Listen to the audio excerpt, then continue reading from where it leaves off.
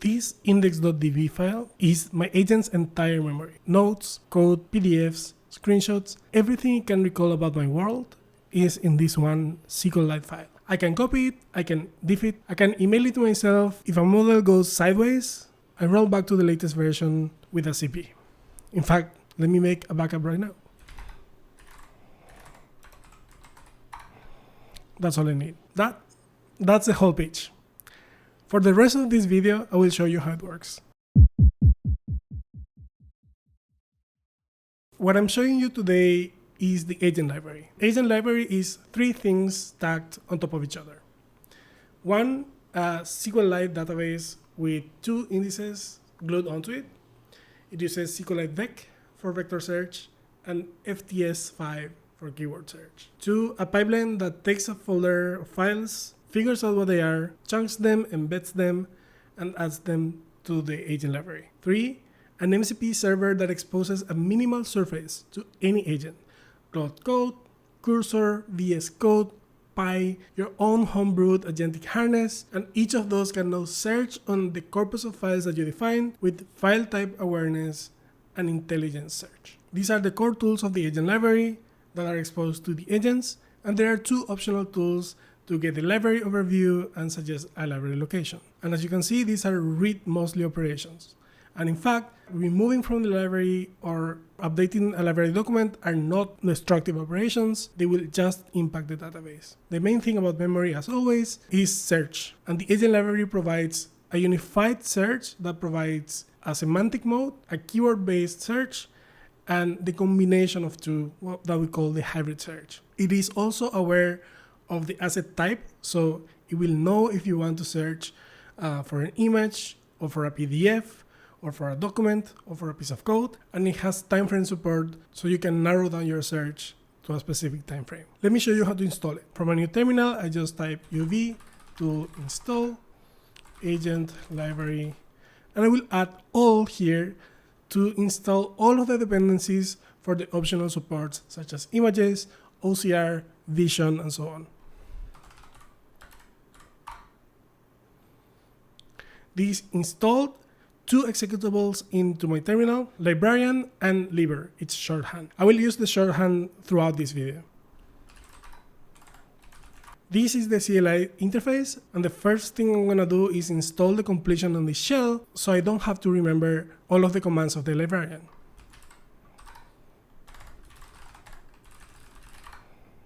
I need to open a new terminal, and now I have auto-completion for these commands. So let's look at the configuration. This is telling me about my default configuration. I have the index in the default database path. All of the models will run locally. I can configure models to run in any OpenAI-compatible endpoint. So if I want to embed with a faster model, or if I want to run this in a computer with very minimal resources, I could connect this to OpenAI, change the model to a different embedding model if I want to. As long as they are OpenAI-compatible, they will work with the agent library.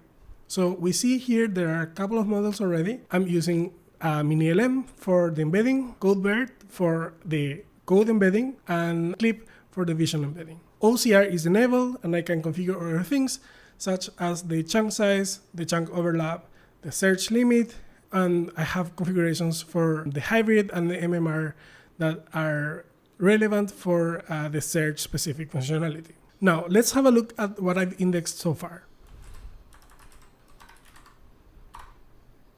I have over 1,000 documents already indexed, and I have 4 sources. So if I do libber list, we can see that I have embedded the arcade documentation, the arcade blog, the authors of the blog, and also the YouTube transcripts from the arcade channel. And what this means is that this corpus of content can be used now in any AI harness that I use locally, as long as I connect it to the librarian.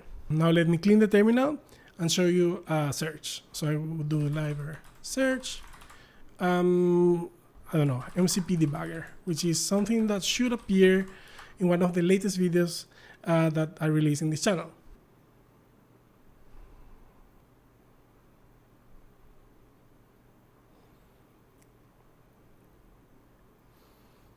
If you want a faster reply than what I'm showing, you should connect it to Hugging Face, because that's where the models are retrieved from. And we can see the first batch of results. We can see the score, which in this case will rank the results using the hybrid mode by default. And yeah, as I expected, the first thing that comes up is the transcript of the video where I interviewed Nate about the MCP debugger, right?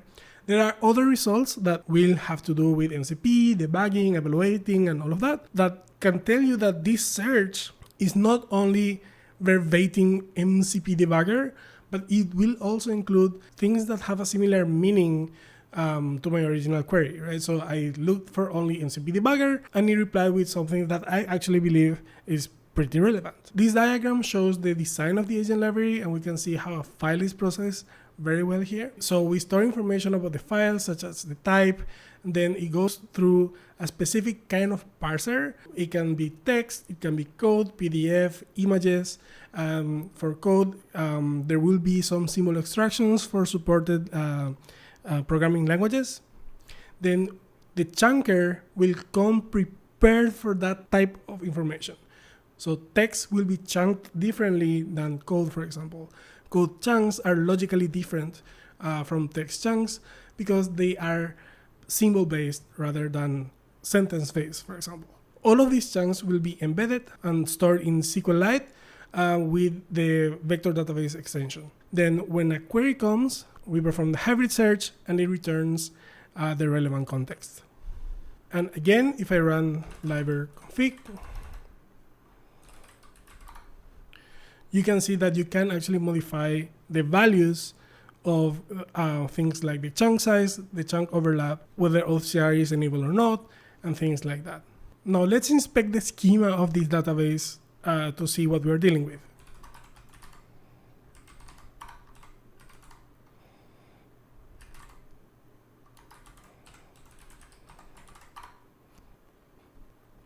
Now this is a bit verbose, but basically what we get is a documents table that points to where the file lives on our file system, the type of file that it is, when it was created, when it was updated, and metadata like that. Then that gets broken down into chunks, and each of these chunks will be embedded. The embeddings look like this. This will be a vector for each of the chunks that then we can use to perform the semantic search.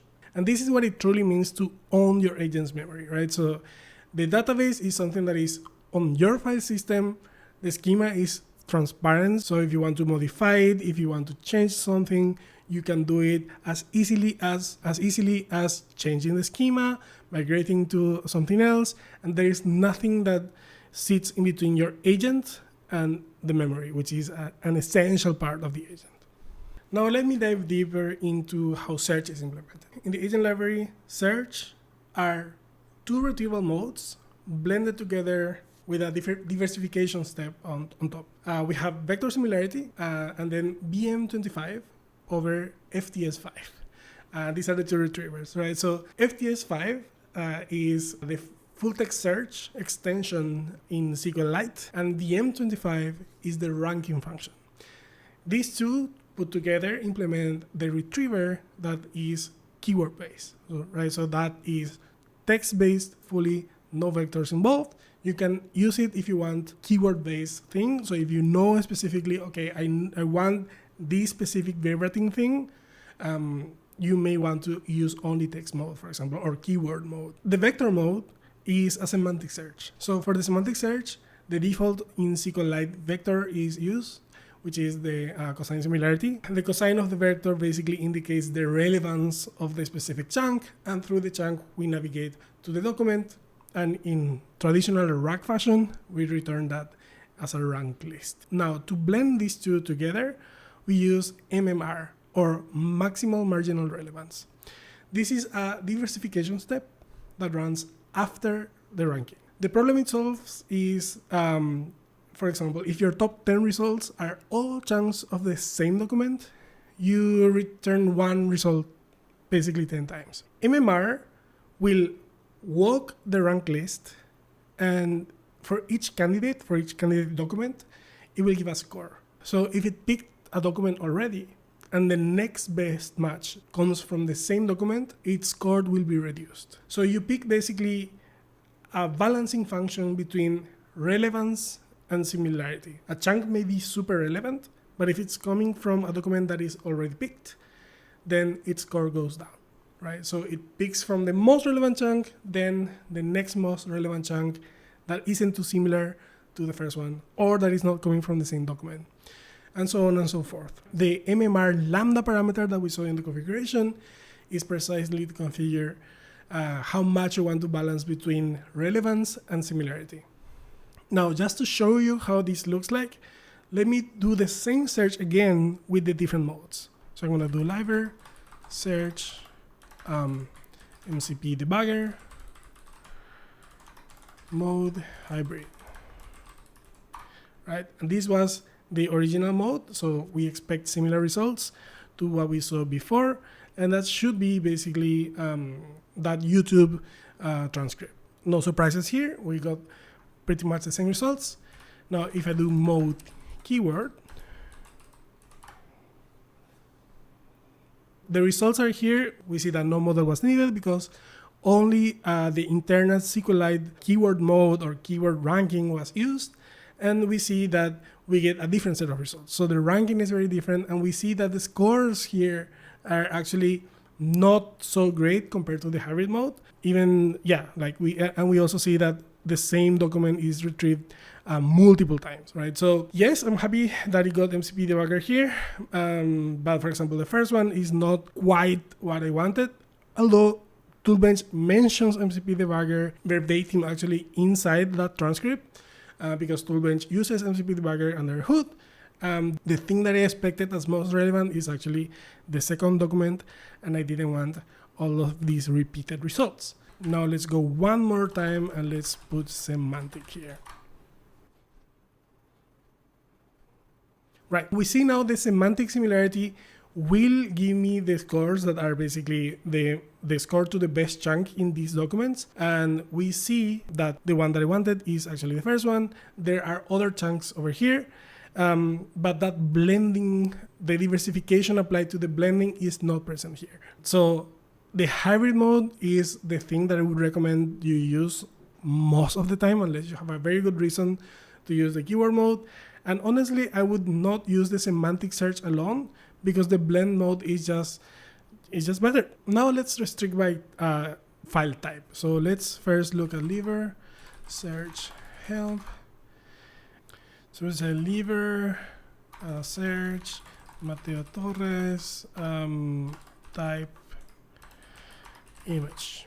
Right, and in this case, even though it returned someone else's picture at the top, we see that it only retrieved images. And in fact, why it didn't return is because Mateo, it doesn't have the concept of Mateo other than by the name of the folder, right? So, but for example, if I had a collection of images that would have a specific description of the person, then maybe it will retrieve the best thing. So we can say person with glasses and library. And in fact, all of these, and in fact, the top results are actually people with glasses, right? So for example, if I open this picture, we will see that he's actually a person with glasses, right? So it will use clip to embed my query and then match it to the embedding or the vision embedding of that image. So this is actually pretty accurate. Now let me show you how the MCP server works for this. So I'm gonna do libber serve HTTP. And this will start the MCP server locally, and it runs on port 8000 by default. And I already configured that local MCP server into this local memory demo directory. Basically, you just need to create this mcp.json wherever you open Claude Code, and you configure MCP servers. In this case, I call it librarian of type HTTP, and it will connect to the localhost at port 8000/MCP. So the only thing you need to add is this /MCP, and you need to make sure that somewhere in your machine the MCP server is running. So I'm going to say Claude Code, and then if we do MCP, we need to make it smaller because of all the things that are over there. So you see the librarian is here, and we can see all of the tools that are now available to this agent. Let me see, and let me go back to here. Actually, let me make it a little bigger. What's the structure of the library, right? So I will just say permission for the librarian to just call this at any time, right? So let me expand what it did, right? So actually called the librarian a bunch of times. So it was like librarian overview. He wants to see the sections. He wanted the stats. He wanted the tree, and then he went and looked for the sources of the library to make a reply. So he says, and he will make a description of my library. It says your library has 1,200 documents with 15,000 chunks across 4 sources. This is the configuration: 50 overlap, hybrid, alpha, MMR. The lambda is 0.7. The search limit is 10. Want me to drill into any of the source? Tell me about the YouTube transcript where we talked about toolbench, right? Sure. Search library. You can do it anytime you want. You can see now that the beauty of using this together with an agent is that it will actually figure out from the responses to perform more than one search to come up with the right context, right? And that's kind of like the main thing of why this is a very good agentic memory layer. It is because agents are quite adept at using this interface to start from my query, which is quite general, and actually narrow down based on the corpus, right? So once you have enough documents in your corpus, in your index, it feels like magic when the agent goes and finds the right things. In this case, he found the blog post where this was discussed. It finds MCP debugger, which is mentioned in that blog post. So it actually went and explored the memory that lives in the corpus. And this is, in my opinion, much better than delegating the memory to something that is very glued to the harness and that you don't control or you don't understand. For example, many harnesses will just decide to remember specific facts from the previous sessions, and this will be just appended somewhere. And then the way that is retrieved is not very clear, it's not very transparent, right? So if you don't own that layer, you don't get this kind of benefit. I also want to be clear about what the agent library is not. This doesn't auto-extract facts about you from your chats. Some memory products do that. They will watch your conversations, decide the user prefers Python, and feed it back in the next session. The agent library indexes a corpus you already have. If you want fact extraction, you can build it on top of it. The corpus is right there. The search is built in. It is also not an arcade product. The repo is open source and linked down below. It's Apache 2.0, so it's an open license. No account, you don't need a key, you don't need a hosted service. Its relation to Arcade is that it's built on top of the Arcade MCP server, which is also open source, the same way any Python app is built on top of its libraries. If Arcade disappeared tomorrow, your library still works, right? So, and that is something that you cannot necessarily say about any of the memory products for your agents, where the memory actually lives in somebody else's computer. Also, issues and PRs are more than welcome. There is a blog post coming up alongside this video that makes the broader argument about why your agent memory should be yours and it should be a thing you own.